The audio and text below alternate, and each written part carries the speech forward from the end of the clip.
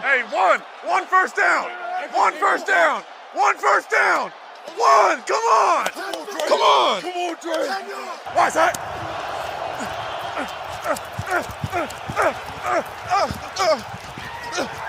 That's how you do that. That's how you do that. That's how you do that. That's how you do that.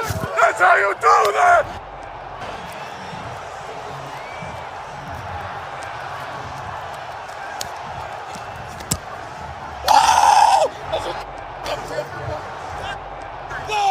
Let's go, Drake. Hey, hold on, Victor. Welcome in, ladies and gentlemen. For anyone listening to audio, those gruntings was not live from Ray's mother's house on Tuesday. That was Drake May running his team to the Super Bowl last Sunday. Here we are at the Simple Minds Sports Show Friday Rewind live Tuesday, January 27th. Here to tell you why the Patriots, this year's Patriots, the 2025 New England Patriots, are not the worst team to go to a Super Bowl, on the contrary of what everybody tends to think. They might be, but we're here to tell you why they're not. All the reasons why they're not. And to do that, we're going to start with some opening takes, as we always do. Bobby, why don't you kick us off? Certainly. I have 3 words for all you Patriots haters. God wills it. Okay, that's 3 words, and that's to all you motherless, cock-sucking, dingleberry eating, dick riding, agendaless, you non-sports, non-ball knowing unbelievers. It's 3 words. It's God wills it. Patriots opening third quarter drive down for a glorious 30-yard field goal. It was fucking beautiful, and then there will be snow. And when Drake May finally unleashes the holy strong dick that he has been withholding from America for playoff games, then you will know God wills it. We don't do politics on the show, Bobby. Ray, your opening take. Sorry. Thank you there, Richard. And no matter what happens in Super Bowl 60, I think the narrative is going to be that the Patriots had the easiest season of all time, because if we blow out the Seahawks, they're going to say you played Sam Darnold. That's the only reason why you won a Super Bowl. If we lose to the Seahawks, they're going to say, see, you lost to Sam Darnold. So it's a lose-lose situation. I like how everyone's hating us again. I love all the tears. Bring it on. Bring it on for the next 2 weeks. I will taste it up all day long. Yeah, look, I could go a number of different ways with this opening take. The tears are tasty. It's like there just was not enough time. I mean, 2019 was not that long ago. 2018 was the last Super Bowl win for the Patriots, and there just wasn't enough time for these people. And I get it. I'm not even mad at them. I understand the hate. They've earned it. They get it. They can do all they want. But like Bobby said, God wills it. Here's something though, Patriots related, that we might not get to on the show. So allow me to bring it up. You know who's not a first ballot Hall of Famer? Bill Belichick. How fucking hilarious on so many levels. Number one, if you're an asshole to the media for 30 years and then you just absolutely coast the last 5 years of your career, not giving an absolute fuck, turns out you might have consequences for that. That's point number one, which I don't actually necessarily believe in, because point number 2 is all Hall of Fames are shams. They're all a joke. Every single one of them. The NFL just dug their own grave with this one. Bill Polian, you spiteful turd. You fucking loser. All of them losers for this. Oh, he has to pay a penance for Spygate. You fucking losers. Hall of Fames are a joke. The NFL Hall of Fame is now null and void. Like, you can't not put this guy in first ballot and think that you have any credibility. Baseball's been that way forever. Basketball lets anybody in. Hall of Fames are a joke. They no longer carry any weight. So funny that Belichick put us as Patriots fans and now North Carolina fans through some hell and turmoil over the last several years, and he was just such an arrogant prick to fucking everybody. And now they got their chance to put their knife in the back and they Caesared him, but they didn't.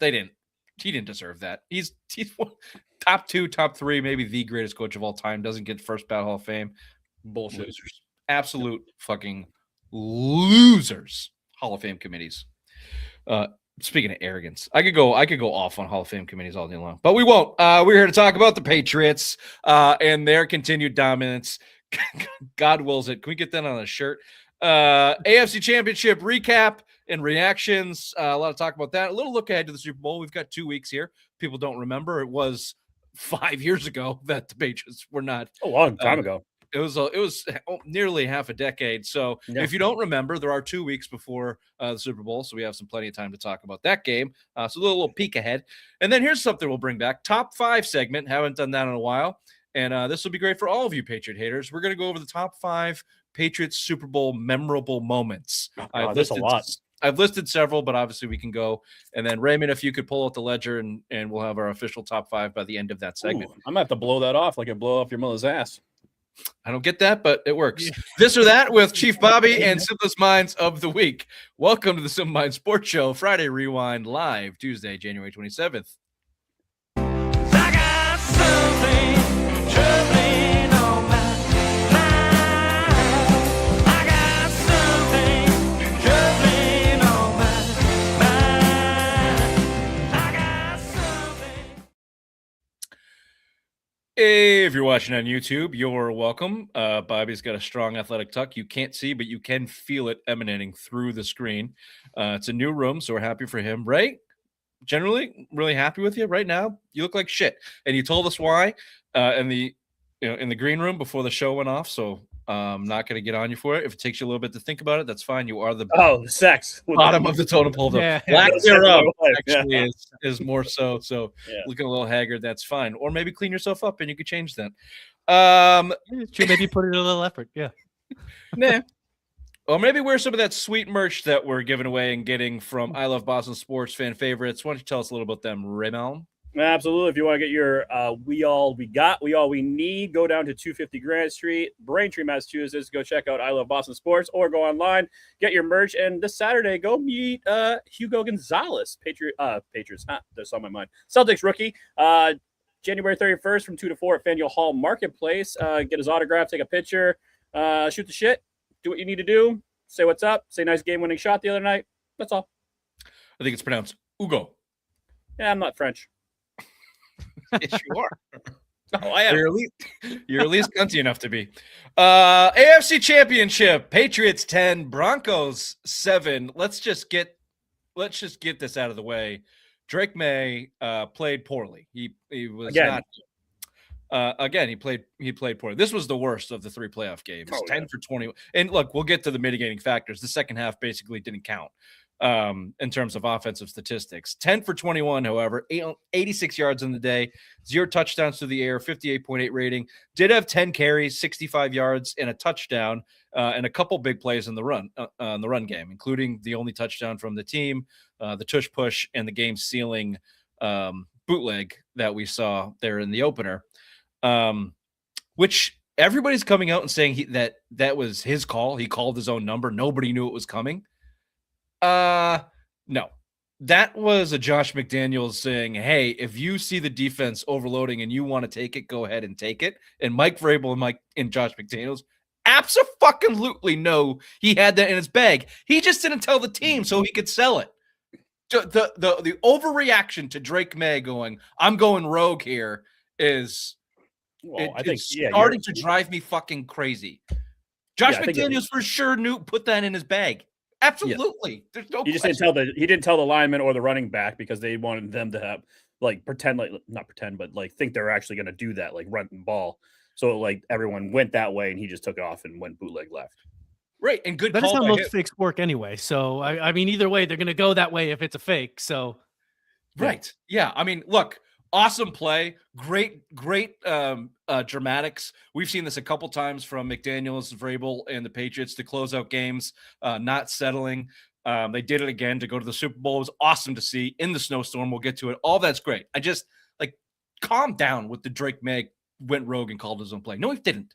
They put that in the bag for him to make the run option. Anyway,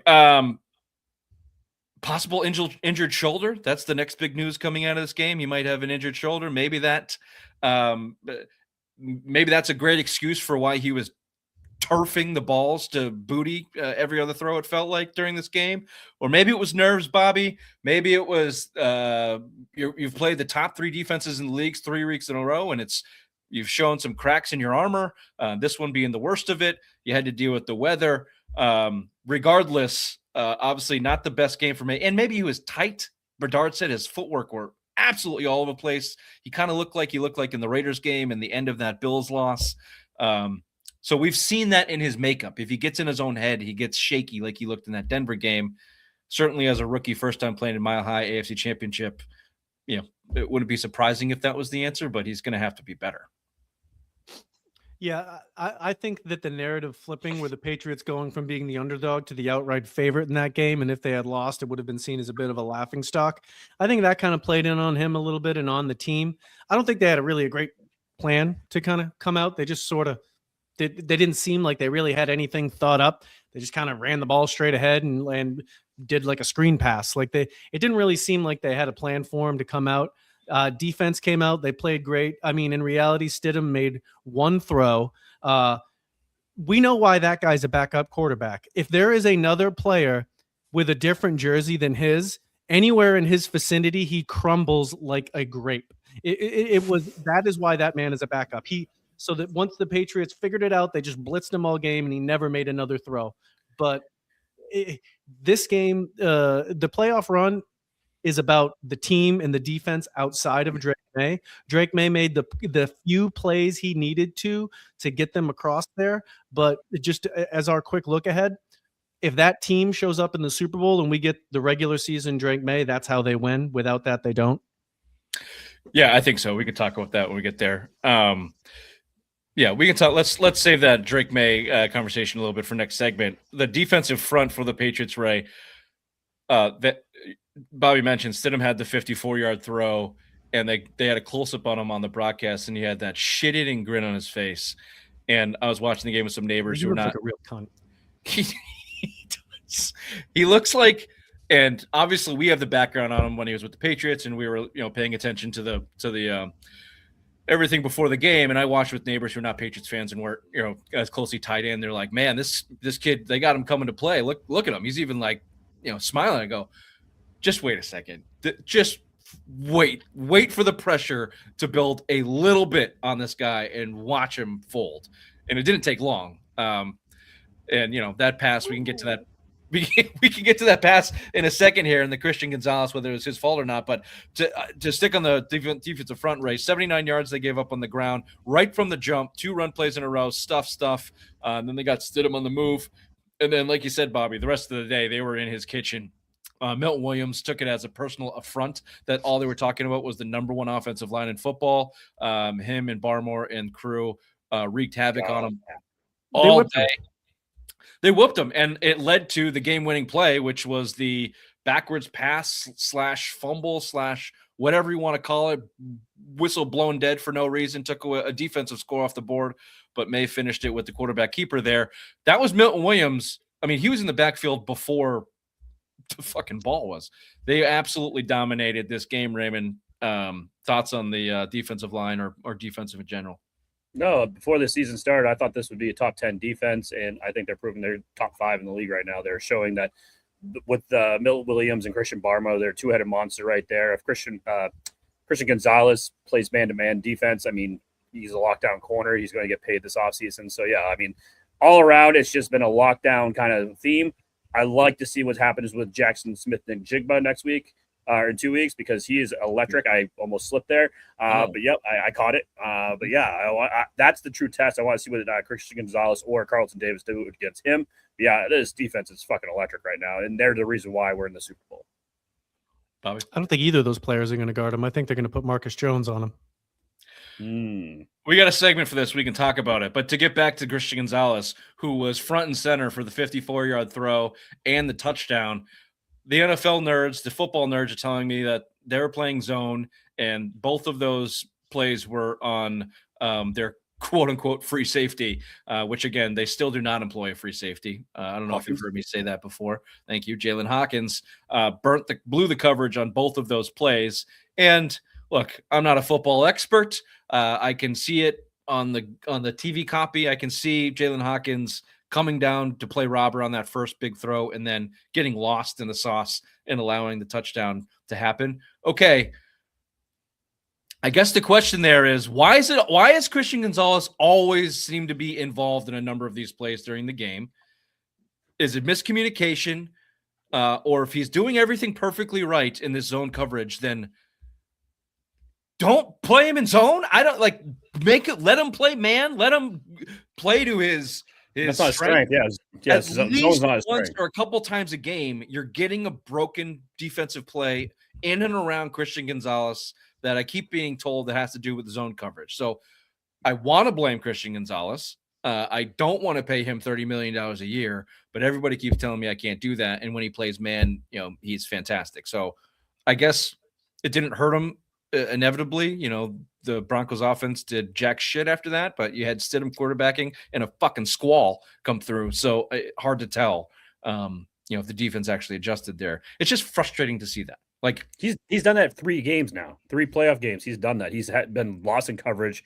Maybe it's not his fault. Maybe it is a strong free safety, whatever, but it is on his side, on his man, and it looks bad on him if he's going to be this elite corner that's going to get paid that we all talk about.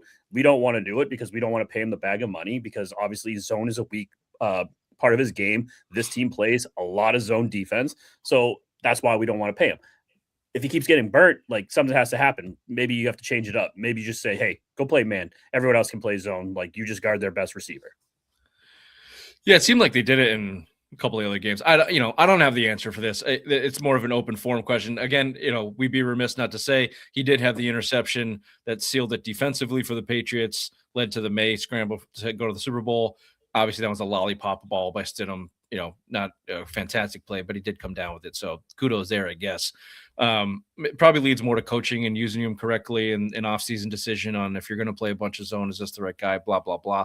But, that was the biggest play in the game, and 2 biggest plays in the game for the Patriots defensively on the poor side of things.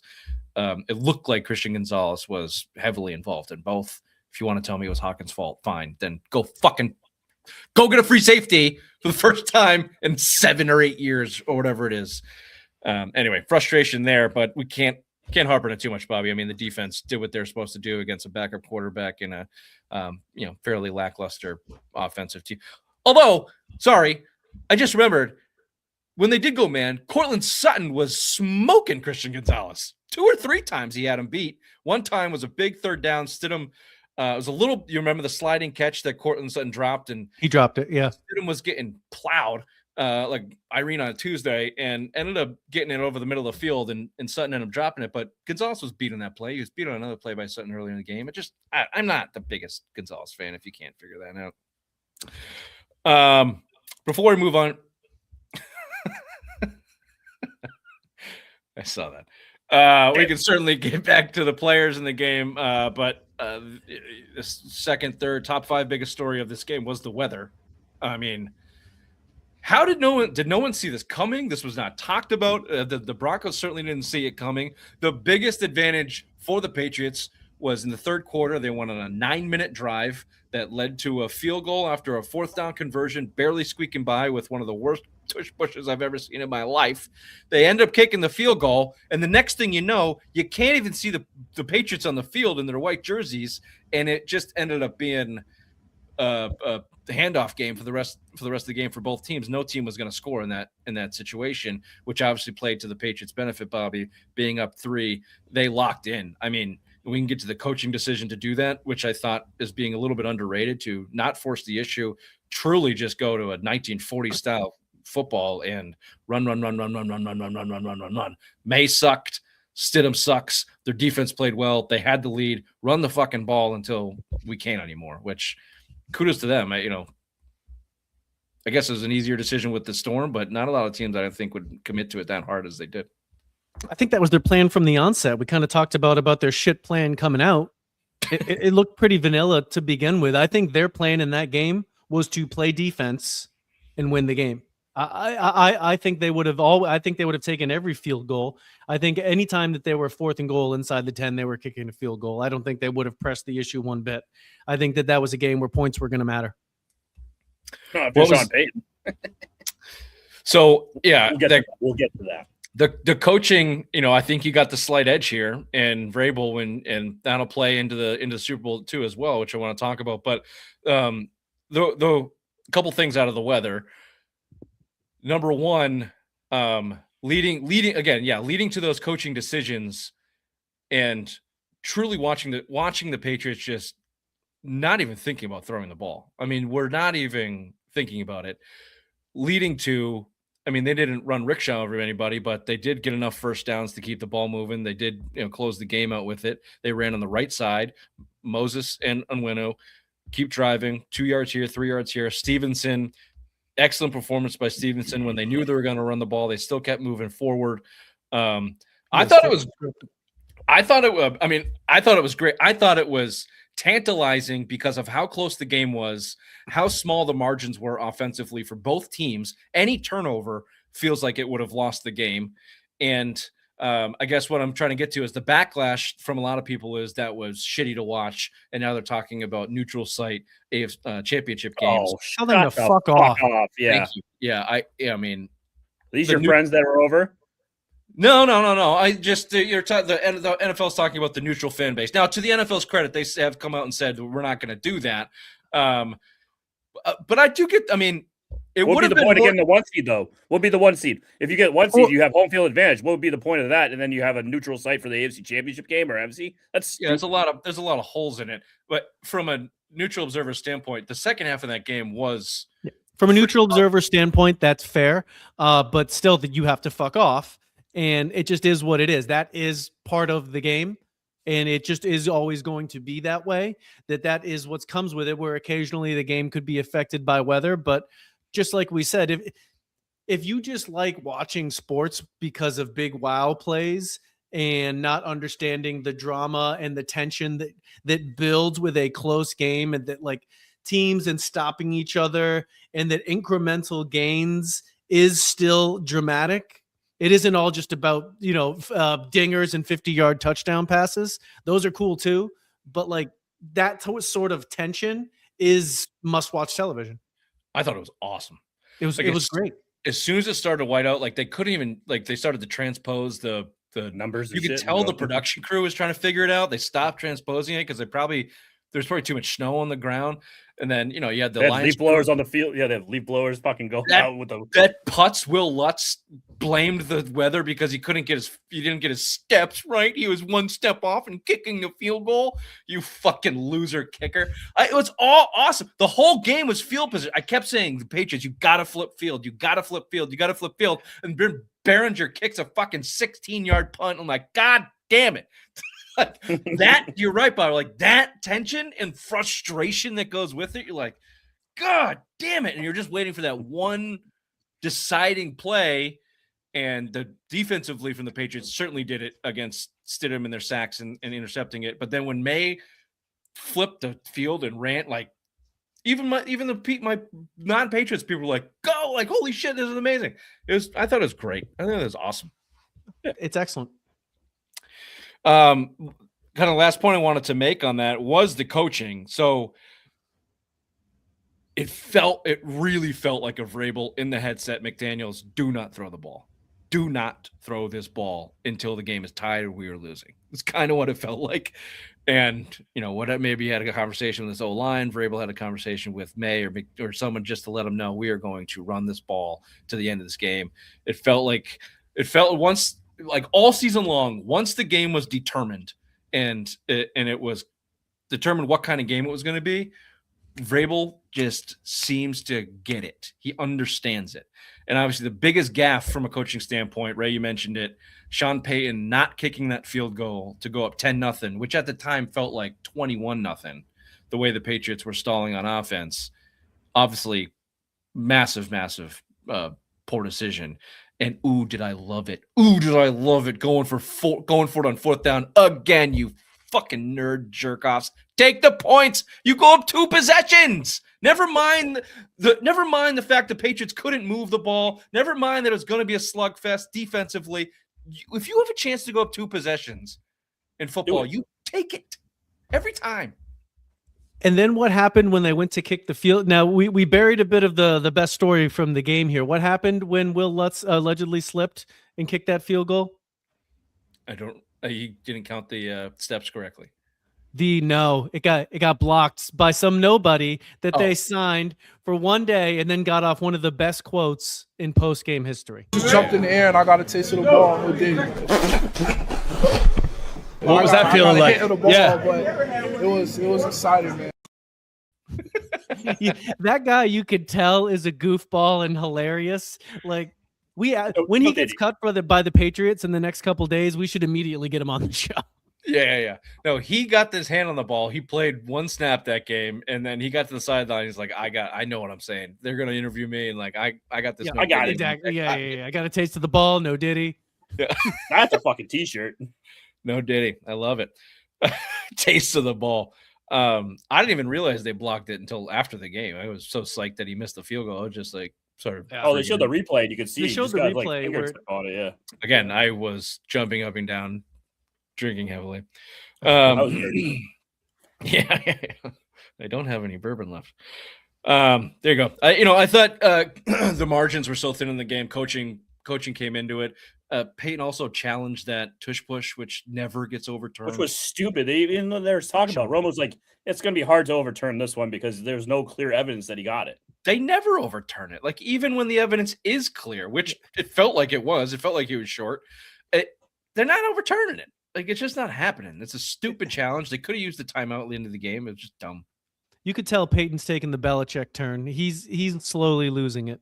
Well, he said it all along because he only had Drew Brees. That's the only reason why he won that Super Bowl. Oh, I don't know about that. I mean, look, That's I'm what people are saying. a Don't Bo yell Nix at me. guy. I thought Bo was pretty good coming out.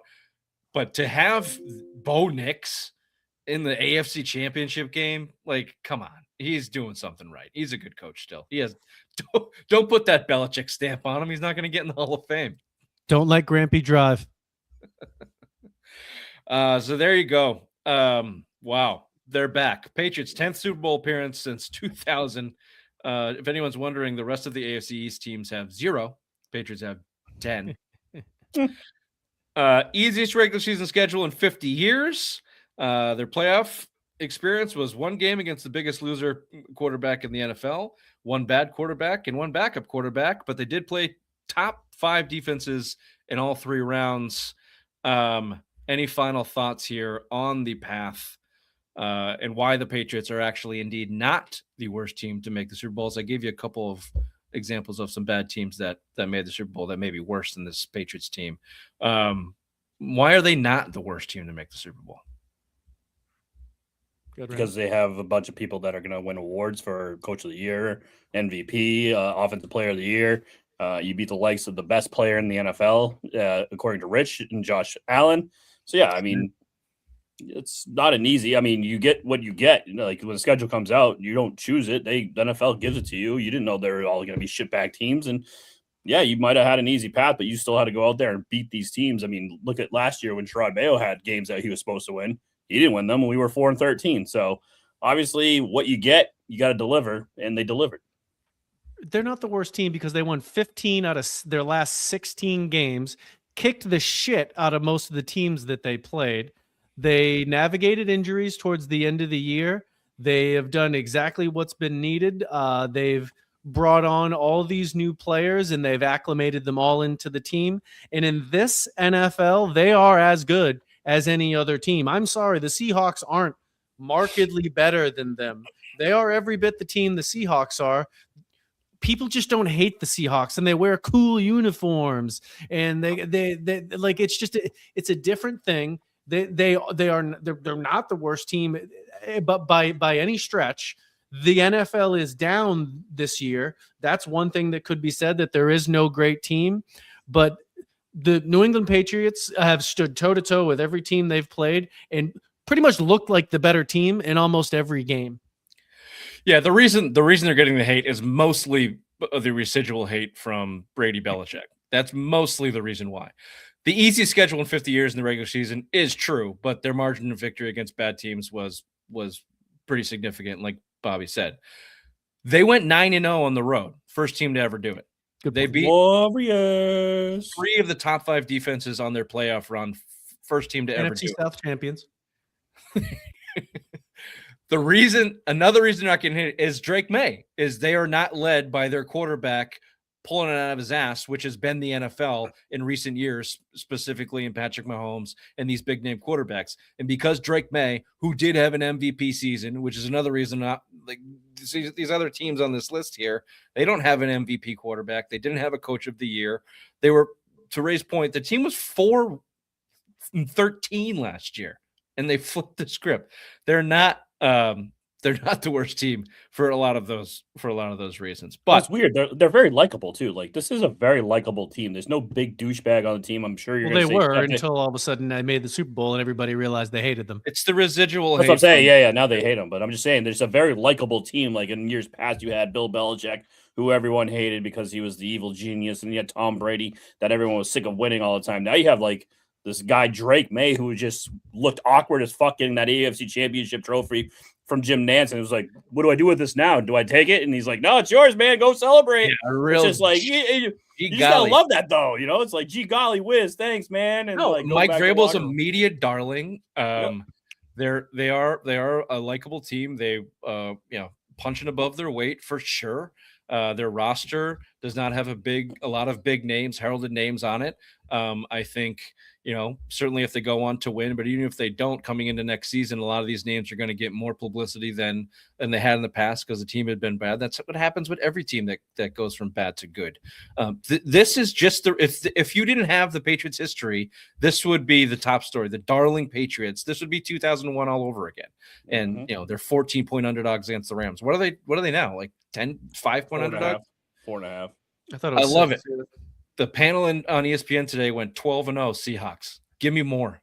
Give me fucking more. Is this team better or worse than the 2011 Giants that went 9-7? Better. The Eli Manning Giants that went 9-7. Better. 2007 Giants 10-6. I don't want to talk about that. Get over it. If this is the 10th fucking Super Bowl you meant to, you can't get over 2007. Come on. It still hurts me. I still think that defense was pretty good. They're better on boys. You could go to the 2000 Ravens on this one. That team's better. They're better than the Cardinals. They're better than the Bears. 2008 Cardinals 9-7. 2006 Bears Rex Grossman. Better. 2000 Ravens Not and better. that defense, one of the greatest defenses of all time. Trent Dilfer came in as a backup midway through the season and failed to score a touchdown for 3 straight weeks. Yep. So if you want to get on Drake May for sucking in the playoffs, just remember Trent Dilfer won a Super Bowl. Okay? Are they worse than them? Maybe. You're 2001 kind of Bengals. Get asshole. Fucking 2001 Bengals. Hands down, one of the worst teams to ever go to the Super Bowl. Here we go. Undoubtedly. Undoubtedly. Here we go. I mean, Joe fucking Burrow. This was before he was transitioning, so he had a shot. But their run offense was worst in the league. Their defense was one of the worst in the league. And, they got the top wide receiver in the draft.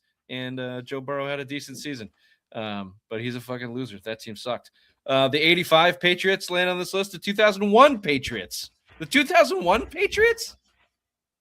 They I don't stunk. understand that. 9/11. They stunk the year before. Yeah. Thank God for 9/11. Gave us that. Made the script. That 2005 Steelers game team sucked too.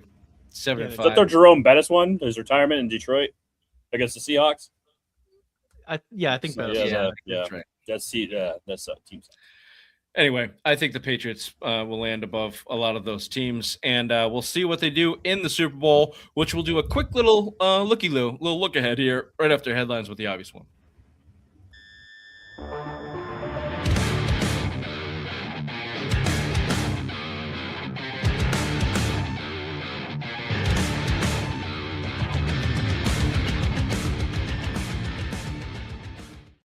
Yeah, thank you there, Richard. Our New England Patriots are back in the Super Bowl for the 12th time in franchise history. They got there after defeating the Denver Broncos 10-7. The Patriots will be taking on the Seattle Seahawks in Super Bowl 60 after they beat the Rams 31-27. Seattle opened up as 4.5-point favorites. The Boston Celtics hosted old friend Drew Holiday and the Portland Trailblazers Monday night and got the 102-94 win. Celtics are second in the East and 5 games back from the Detroit Pistons.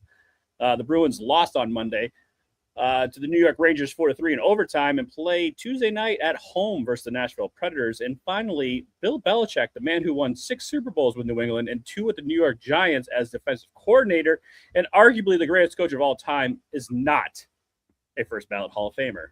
This has been Headlines with the obvious one. Back to you there, Richard. Putting it down, don't keep it under pressure.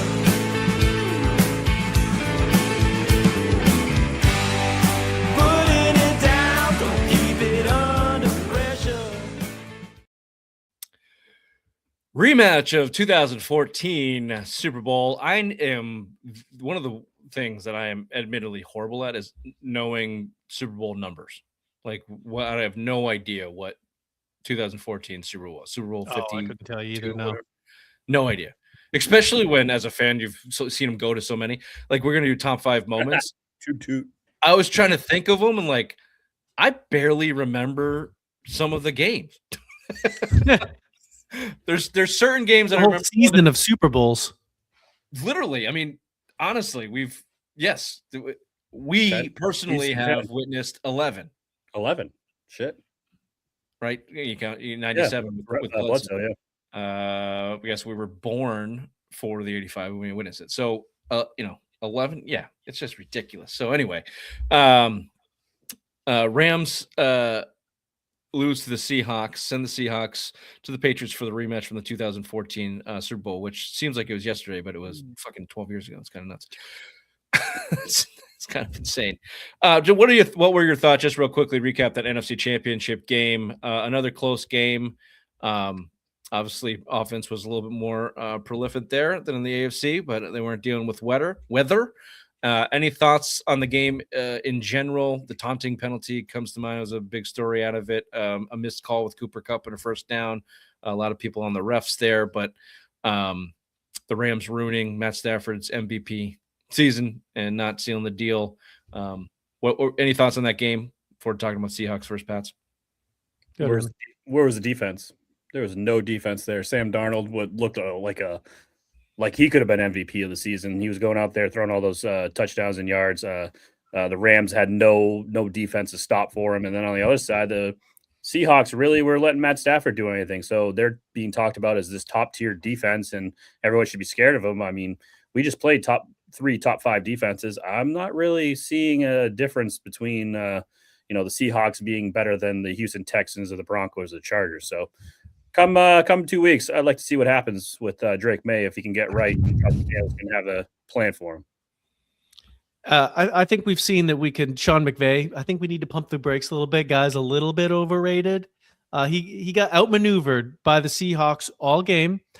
He let Sam Darnold fucking sling the rock all over the place on him. He played better than Stafford, who had his moments, but he lost. He lost that game. He lost it on special teams, and the muff punt. Maybe that's not on him, but I'm sorry, he got outcoached in that game. He got outcoached in the game before. They just won it. McVay, overrated.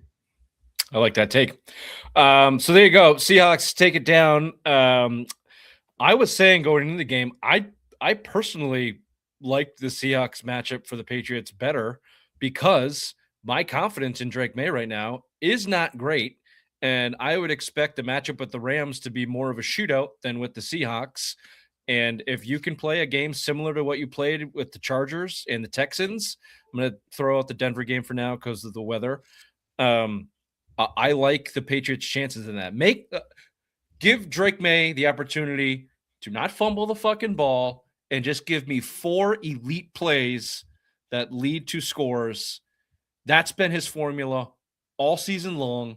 And I think the Seahawks were a better matchup than trying to go up and down the field with Devontae Adams and that Rams offense. Would you agree or disagree with that statement? I agree, and I hope that in 2 weeks it doesn't rain in Santa Clara because Drake May cannot handle a wet ball. So as long as that ball's dry, I think we have a fighting chance. If there's any chance of precipitation, woof, he's fucked. We could give him some pointers on that. Well, your mother could. We generally chalk up before a Tuesday night because she is also part of you guys. Thank you. Slippery when wet, not good. Mm-hmm. And I agree. If you compare these two teams, Stafford, he's better than Darnold. Nakua, he's better than JSN. Adams is better than Cooper Kupp at this point. Karen Williams is better than their running back Walker, and Charbonnet, he's out. I think that the Patriots defensive line will have a much better way with the Seahawks offensive line. And I think they will have the ability to control the run against them. And then if they can man up like they've been manning up, And then we know that Darnold can be affected. This season it didn't happen, but there is that history, and you'll always be a fucking Jets quarterback to me, Darnold. Fuck you. So I would much rather have that. And then they will. I know I just shit on McVay, but he has Super Bowl experience. He's been there twice. That Seahawks staff does not have it, and the Patriots will have the coaching advantage in preparation with the staff that they have. Did you hear the crazy stat too that Sam Darnold's the first USC quarterback to start a Super Bowl? Think about all those teams that were like electric when we were like in high school and shit. And Sam Darnold is the first USC quarterback to start in a Super Bowl. Well, you've got, I mean, Carson Palmer probably at the best shot. He was on the fucking Bengals.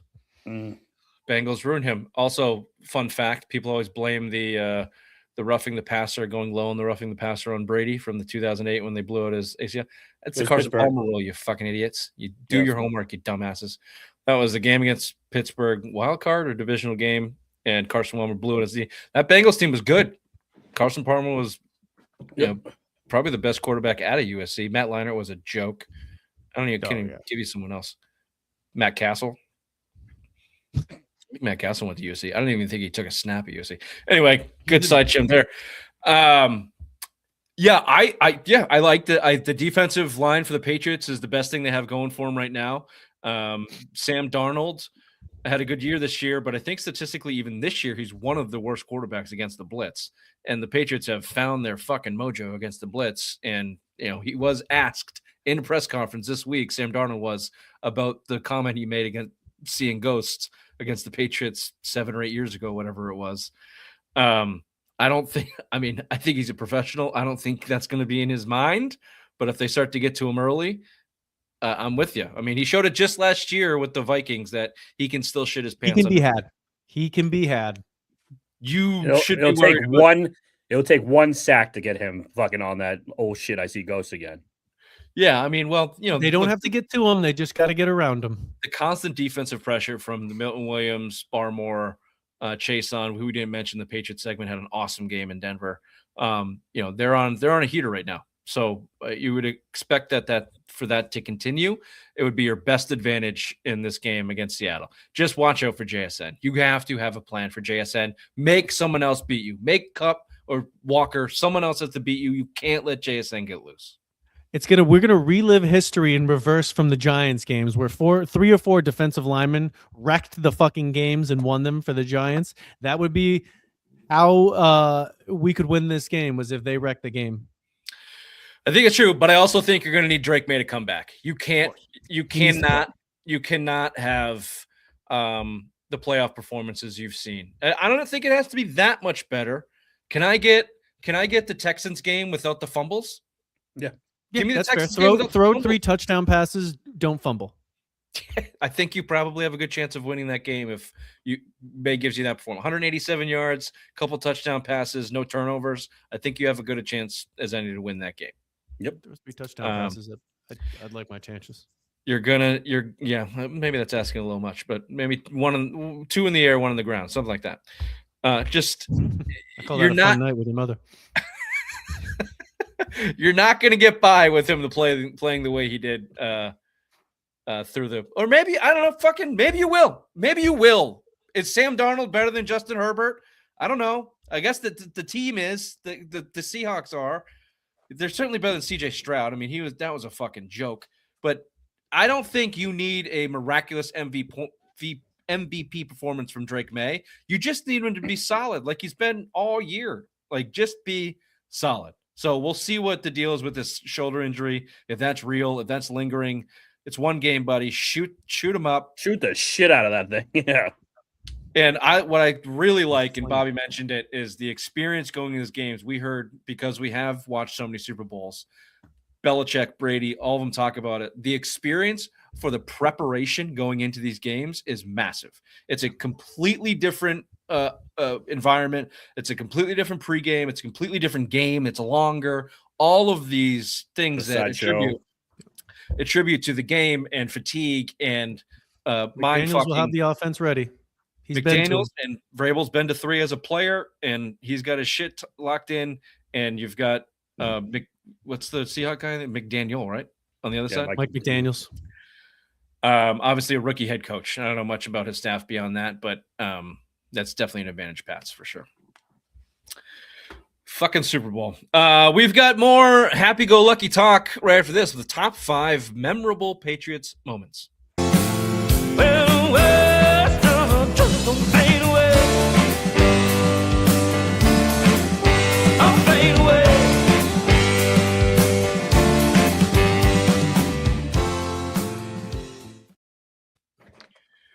Okay, this is hard. There's so many.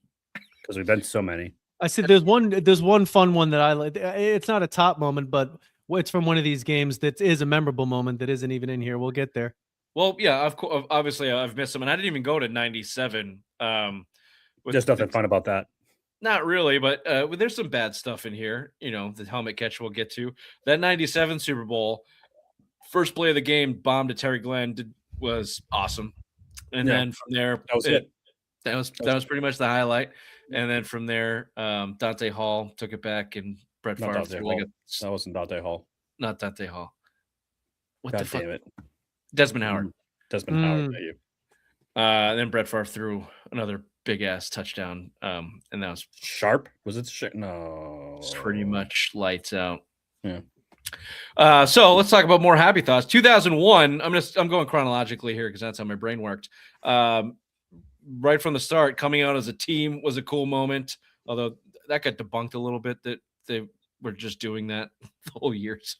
But it was a cool moment to see on TV. Obviously, the game winner from Vinatieri will always be in your brain. The 2-minute drill, I could almost go play for play with you there. Started off with Wiggy. You can hear John Madden say, I'll just play for overtime here. I don't think they have a chance. Just play for overtime. And then just Tom Brady, you can see the slow motion, the music, dum, dum, dum, dum, dum, dum, and then he just goes in there and fucking starts lighting up. Yeah. Thank God we had Pat Summerall to electrify the fans on that kick too. The Troy Brown big play. J.R. Redmond just start the game. Ty Law pick 6. Yep.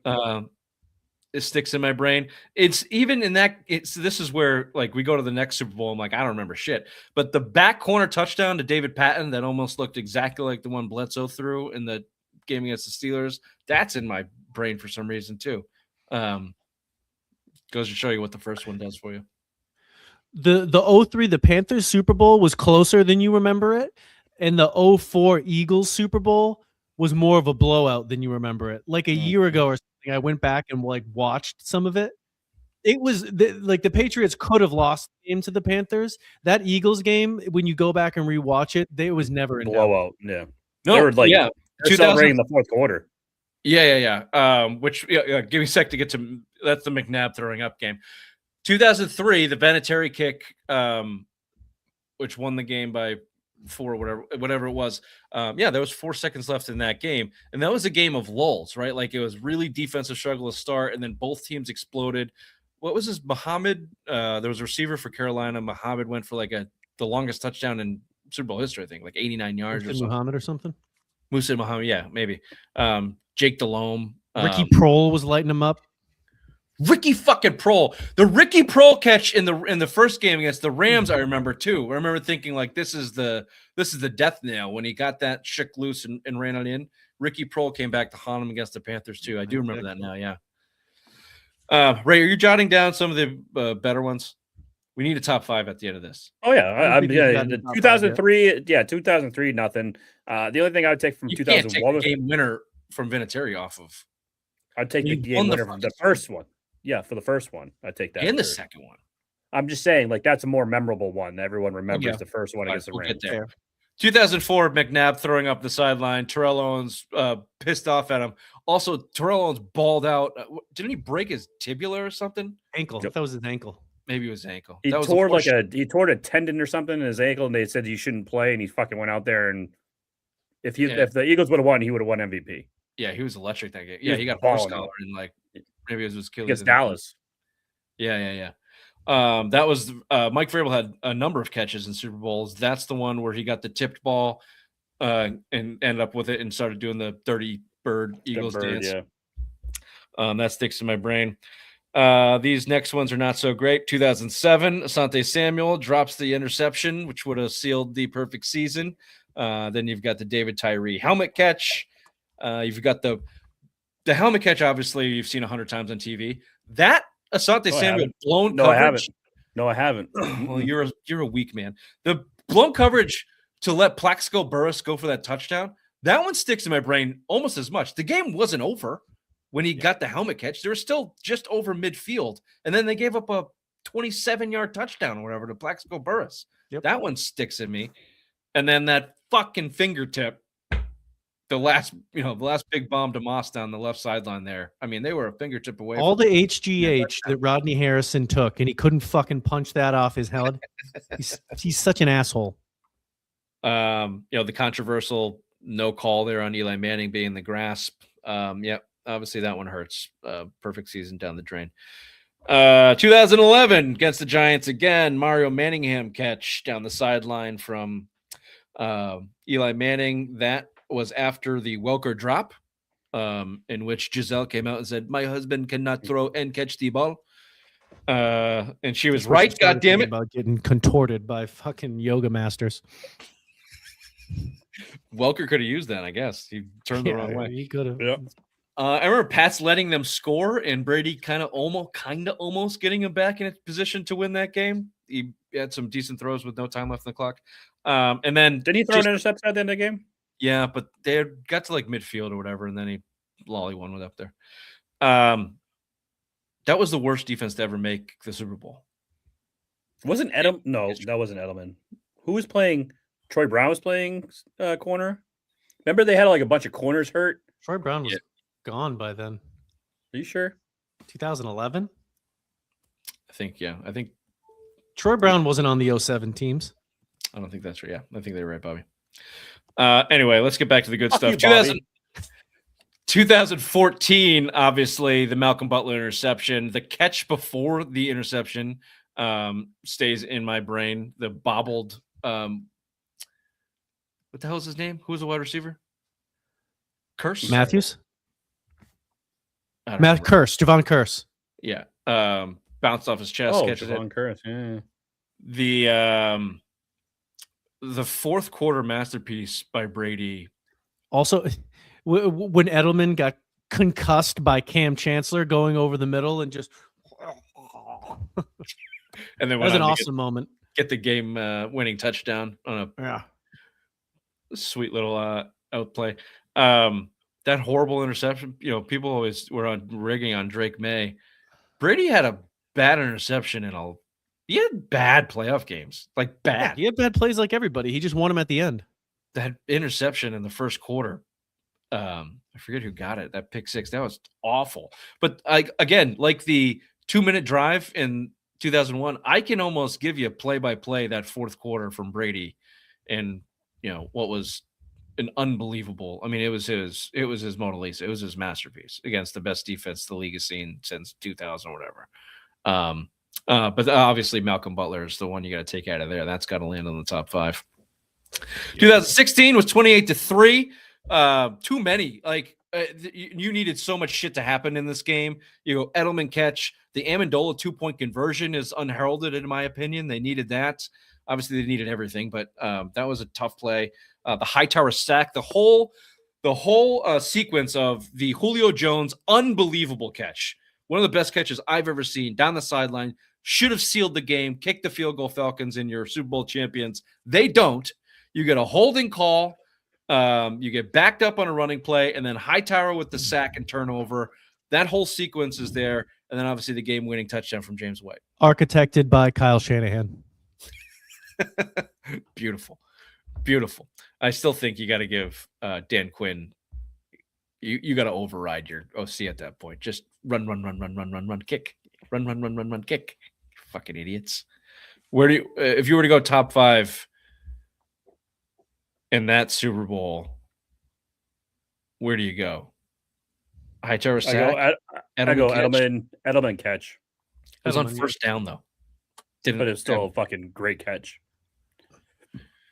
I mean, even when James, it could even just be the James White TD. Like that was the moment, even though it's a ho hum play. That's the moment. Yeah. No, true. I mean, it was because of stupid replay, it was squished a little bit because you had to wait to see if he got in. But obviously I can see that in my brain. I'd go Hightower there, but I'll give you Edelman if you want. That's fine. And once they got to overtime, obviously it was just like, this is, and they got the balls. It's just a matter of when. And they had to change the rules again. There you go. 17, another tough loss here. You had the Philly special, Nick Foles, which was illegal, by the way. Biggest story coming out of that, Malcolm Butler benching. We still don't know why. And to all that, it was the best quarterback performance in NFL history from Tom Brady in a losing effort, over 500 yards passing. They had the ball with 2 minutes left. They weren't stopped. What's that? Didn't you throw an interception? No, strip sack. It's strip sack. Oh, strip sack. I'm sorry. I was like, I am never confident. I'm a nervous wreck in every game of consequence. I was like, I think they got this. They got like 2 minutes and 10 seconds, couple timeouts. They haven't stopped him all day. Brady, fuck. And like they just let one guy loose and he touched the ball. I was like, God damn it. Well, thanks for jinxing us, asshole. Yeah, I never do that again. But don't worry, they came back 2018. A boring defensive slugfest here, but a couple big plays. The Gronk catch, which set up the game-winning touchdown. Really, the Jason McCourty pass breakup in the back of the end zone on Brandon Cooks. Oh, where he chased it down, coming from the other side of the field. I mean, Jared Goff, could you throw that any slower, dude? But Jason McCourty peeled off his guy and came to the back of the end zone, broke down up. And then the Stephon Gilmore interception, again, Brandon Cooks, one of the most unheralded losers in NFL history, Brandon Cooks. Mm-hmm. As soon as Goff let go of that ball, I mean, it was a play that they dialed up, pressure from the outside, and just chucked it up one-on-one coverage. Like that game, boom, interception. But I think, you want to go, I don't know, you can go Gronk catch there. The McCourty pass breakup was pretty big. Yeah, I got McCourty pass breakup. That was a fucking electric fucking play. All right, where do we land? What's our list? Give me a 5. You guys go. Give me your top 5 out of all those. Bobby, go. Catch, Vinatieri field goal, initial Super Bowl, James White TD. This is most memorable, not best, favorable. You got to remember that. No, I know. And then helmet catch has to be in the top 5. No, yeah, the other two I'm gonna say, is helmet catch and Manningham catch. See, I'd replace something from the 28-3. So either the Edelman catch or the Hightower sack over the Manningham.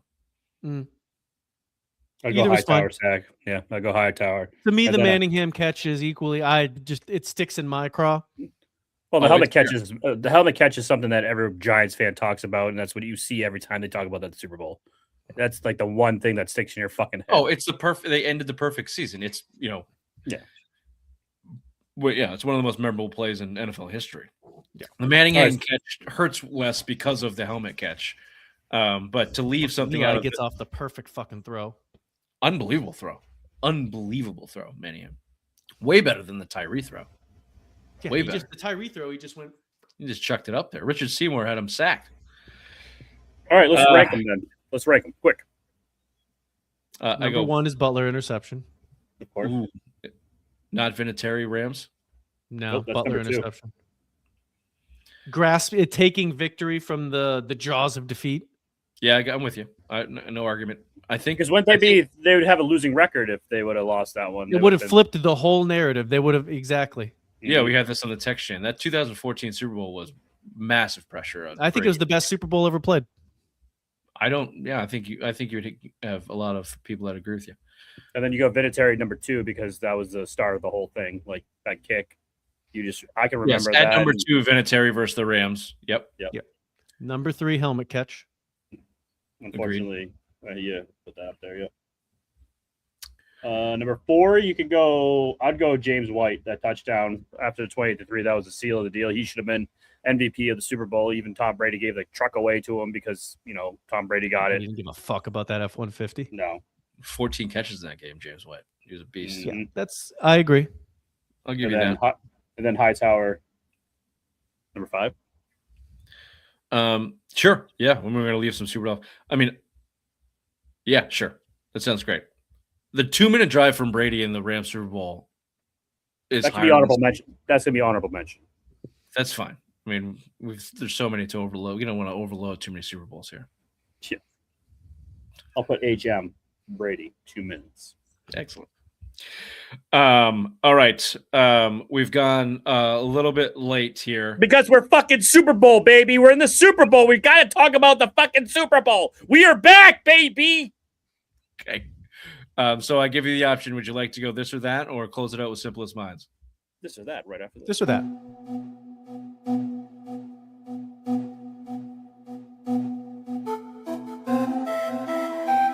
I'm so fucking good looking.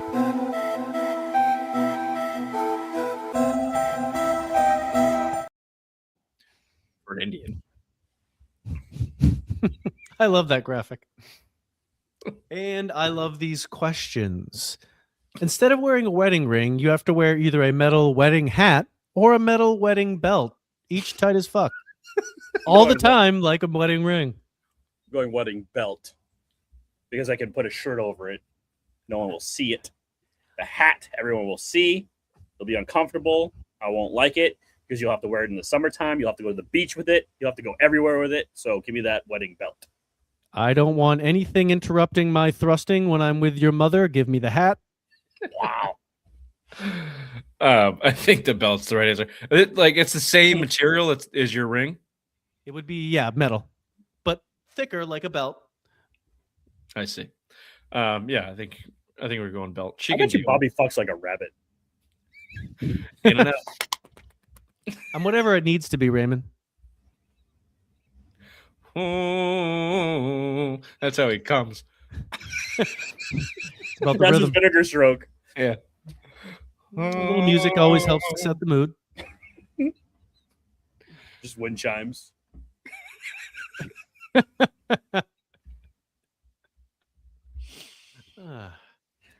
A bring your own beer restaurant or a bring your own food restaurant? I go to a restaurant because I don't want to fucking cook. That's dumb. Bring your own beer, you fucking idiot. I'd like to learn more about this bring your own food restaurant. I always think it's basically just a bar you bring your food to. I see. That's the dumbest thing. That's Is there a kitchen? Do I get to use the industrial kitchen? Yeah. Can you bring raw meats? You could cook whatever you want in it, but they'll just serve you beer. I have to Wait. pay. Will they serve you beer while you cook? Yeah, whatever. I'm into the bring your own food now. It's still a stupid ass idea. It's BYOB. But yes, Yeah, this was the last one of the. I just kind of needed some this was filler. the filler one. This was the filler. Yeah. Ah, shit, I need something. Yeah, very good. Have to bake a cake from scratch every day and eat it, or have to scratch the curiously gay itch you've had your whole life, you queer.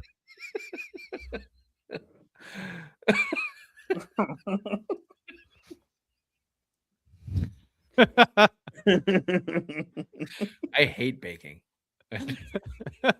Well, I knew we you know would where Rich is be- going.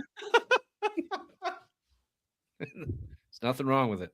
There's nothing wrong with Yeah, that's way more of a commitment. According to that statement, I What, just have baking a to. cake? I just have to do it, like, see if I'm into it. it. Yeah. That's a full-on commitment. So I'll scratch my gay itch. What's the commitment? Like, what's the full on? Like, be like, all right, I scratched. Louis that itch. C.K. had it right. He's like, I turned 40 and I've never sucked a dick, so I'll do one and just see. Just Nope. see. Just Nope. see. And maybe it takes. Maybe we do the second half gay. Who knows? You've never done it. You've never done it. How do you Yeah, have know? an open mind. You don't know. You don't It just- know. it really- Every when you day you're gonna bake a cake and have to eat it. I mean, I get it. You like to eat that, but I'm not baking a cake every day. I'll take one dick. We'll be fine. It'll be fine. I agree. Let's see what else you land on this. Be a 300-pound fatty or have a 300-pound fatty wife. 300-pound fatty wife. Yeah, I don't want to be fat, so I'll have the fatty wife. Now, what does being a 300-pound fatty get you for a wife? Whatever. If As you're much fat, before you your came wife on. isn't. Yeah, I asked this before you came on. I wanted to know. So you would be fat, your wife isn't, or she's fat and you're not. No, I'll just be fat. Well, it's not going to mean anything. You're 300 pounds. Your dick's not going to work. Yeah. They haven't got equipment, pills, such. You're just going to. Come here, honey. I got the batteries in the dildo. Use it yourself because I can't move. Think about what comes along with a 300-pound wife. That's tough. Probably great. It's probably pretty easy. He probably just sits around a lot. I guess. You are a vain man. Go to an important day at work drunk or a dope party sober.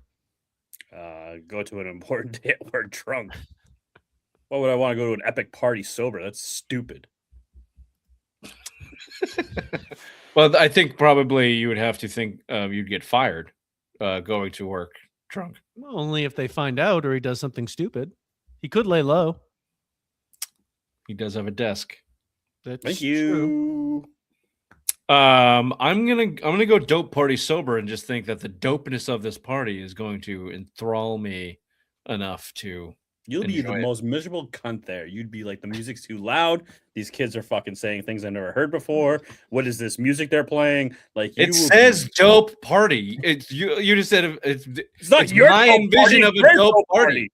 No. It's their dope party. Oh, that's not preference there. Yeah, I think the answer here is definitely go to work drunk. Thank you, Bobby. I am very witty and charming, so I think during that time with less inhibitions, it'll only be intensified. Like, Rich, real quick, I'm not good with words, but is witty and charming the equivalent of being a cunt? Yep. Yes, that's Bobby. It all depends on your mindset. be like, hey, Rob, you smell like fucking peyote, dude. It's like, yeah, but fucked your mom last night. You're fired, Mr. Vine. Okay. I got a dope party to go to. I gotta get sober up. Sounds like a great day. Okay. Anytime someone says the word gun, you have to pull out your own gun and fire it in the air. Or anytime someone says the word knife, you have to pull out your knife and slam it in the table. I'm gonna go knife here because I don't feel like, I don't want to play with the pew-pews. There's definitely less legal and moral repercussions from the gun, and also the knife. I feel like you can really get into some statements with the knife, and people just be like, "Well, guy means business." Gun, you're just Like crazy. a Crocodile Dundee knife, like a fucking big one. Like, that's not a knife. That's a knife. Fucking throw that thing down. A sword. Just pull out a sword, basically. Yeah, it would be like day 8 into Ray baking cakes, and you'd be like, "Man, does anyone have a knife?" You'd be like, "I'm never making another fucking cake. Give me the dick." Very good. Spend a night sleeping in the tent during a winter storm, or spend the night with a hooker named Storm. Quick clarification on this one. Do I get to bring like warm clothes for the tent in the winter storm? You could be dressed appropriately for the weather, but you're still in a tent. Can I wear protection with storm? That's a personal choice. Give me the I never hooker. said you had to fuck her. I just said Give- spend the night. You fucking give me the thirsty bastard.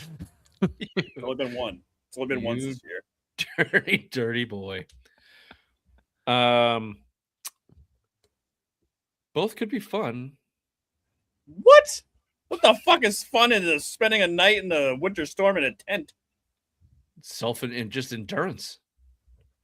Enduring the elements. It's called learning Fucking about throw yourself. Brandon. throw 6 tabs up, go on Pornhub. That's called endurance and a fun night right there, buddy. Roll 6 tabs. Choose your fighter. I think I could go hooker, and I could probably change her life. I could steer her in the right direction. Change your life. Just get a hand job out of it. I think you would have your way with that, Richard. You might be able to talk to these women. I have some experience. Yeah. All right. That was fantastic. Well done, Bobby. I mean, not as good as you made it out to see at the beginning, but it was pretty good. We'll be right back with Simplest Minds of the Week right after this.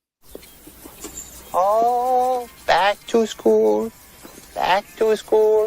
to prove to Dad that I'm not a fool. But I will say, I don't know if you can tell by looking at me, I do have family members with Down syndrome. It almost got me. I dodged it, but it nicked me. It nicked me. Bit of a day walker myself. Are you stupid or something? I'm as stupid as a stupid does. Got a couple real classics here. Very much in the spirit of the winter storm that most of us have experienced the last several days. Also, by the way, I don't want to sound like the old man here, but and I know I live a little bit further south. Don't know how you guys experienced the storm. I know everyone got hit pretty hard. Tomorrow will be the third day that school is closed for this fucking storm. Pussy. Oh, this porridge is too hot. Unbelievable. The roads are clear. Like, what are they waiting for? Enjoy school in July. Just in case there's a couple flakes coming down. Anyway, these ones come. This first one certainly comes from New England. If you couldn't tell, this one's called Car. You can sit there all night if you want. Sit there.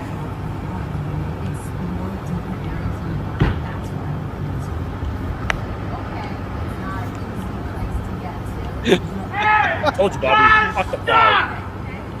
Oh, stuck. Car is stuck! Go around me, man! Car's stuck! He's definitely had a few road sodas. Speak English!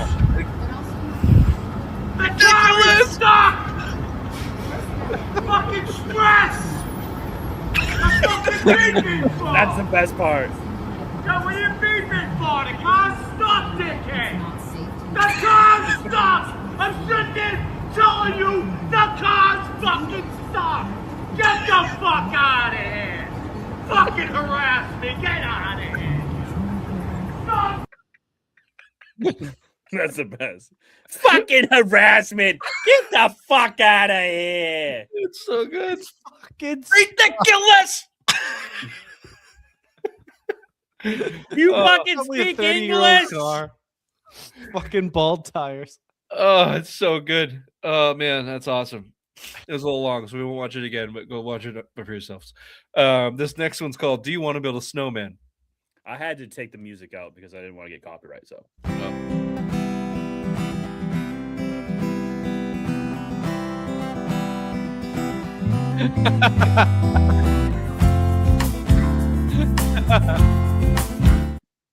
You remember high school when you used to draw dicks on everyone's cars when it snowed out? Oh yeah. Oh yeah. I usually did that on your mother's face. Yeah. Car Wars was serious. The copyright thing is annoying because it's way funnier with Do you want to build a snowman?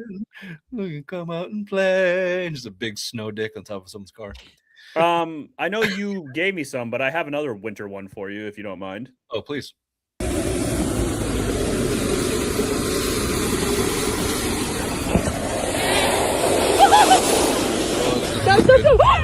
Oh.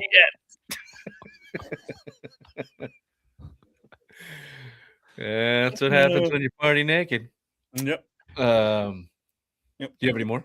Or are we gonna close on Bobby's cousin? I do have one. It's a quick one. It's called Gender Gap.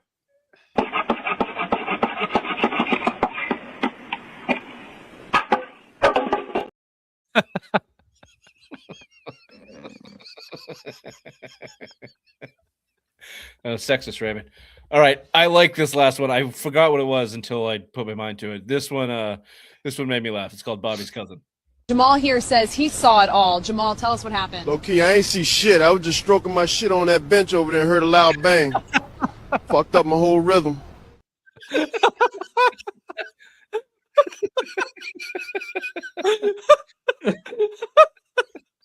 I'm pretty sure that's AI, but it's awesome. It's great. Can we see it just one more time? Absolutely. Jamal here says he saw it all. Jamal, tell us what happened. Low-key, I ain't see shit. I was just stroking my shit on that bench over there and heard a loud bang. Fucked up my whole rhythm. That's completely fucking fake. The woman doesn't move at all. Shut up, Bobby. Shut up, Bobby. I just fucked up my whole rhythm. Whoever came up with the lines is great. I was stroking my shit over.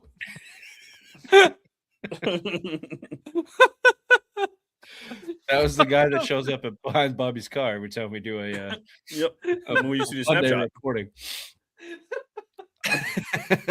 This has been the Semi Sports Show Friday Rewind live January 27th. The Patriots are going back to the Super Bowl.